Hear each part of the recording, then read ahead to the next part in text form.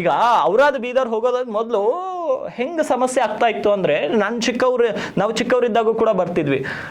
ಅಲ್ಲಿಂದ bus start ಆದಾಗ ಅವು ಒಂದೊಂದು ಗುಡ್ಡಗಳು ಇದ್ದು, ಸಣ್ಣ ಸಣ್ಣ ಗುಡ್ಡ, ಈ ಬೋರ್ವಾಳ ಹತ್ರ, ಬೋರ್ವಾಳ ಆದಮೇಲೆ ಮತ್ತೆ ಇಲ್ಲಿ ಕೌಟದ ಹತ್ರ, ಇಲ್ಲಿ ಬೇರೆ ಬೇರೆ ಕಡೆ ಸಣ್ಣ ಸಣ್ಣ ಇವು ಅವುಗಳನ್ನೆಲ್ಲ ದಾಟಿಕೊಂಡು ಬರಬೇಕಾದ್ರೆ ಮಿನಿಮಮ್ ಆಗಿ 1.5 ತಾಸು ಬೇಕಾಗ್ತಿತ್ತು. ಆದರೆ ಇವತ್ತು ಔರಾದ್ ಬೀದರ್ಗೆ ಪ್ರಯಾಣ ಬೆಳೆಸ್ಬೇಕಾದ್ರೆ ಔರಾದ್ನಿಂದ ಬನ್ನಿಲ್ಲ ಬೀದರ್ನಿಂದ ನೀವು ಔರಾದ್ ಕಡೆ ಹೋದಾಗ ಟಿಕೆಟ್ ತಗೊಂಡು ಒಂದು ಸಲ ಕಣ್ಣು ಮುಚ್ಚಿ ಸ್ವಲ್ಪ ಲೈಟಾಗಿ ನಿದ್ರೆ ಮಾಡಿದರೆ ನೇರವಾಗಿ ಸಂಪರ್ಕ ಕಾಣಿಸ್ತುತ್ತೆ.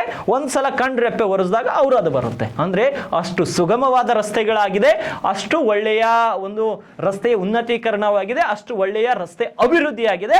ಅದಕ್ಕಾಗಿ ಆ ರೀತಿಯ ಪ್ರಯಾಣ ಸಾಧ್ಯ ಆಗ್ತಾ ಇದೆ. 1.5 ತಾಸಲ್ಲಿ ಬರ್ತಿರೋದು ಈಗ 40 ನಿಮಿಷ ಇಲ್ಲ 35 ನಿಮಿಷ.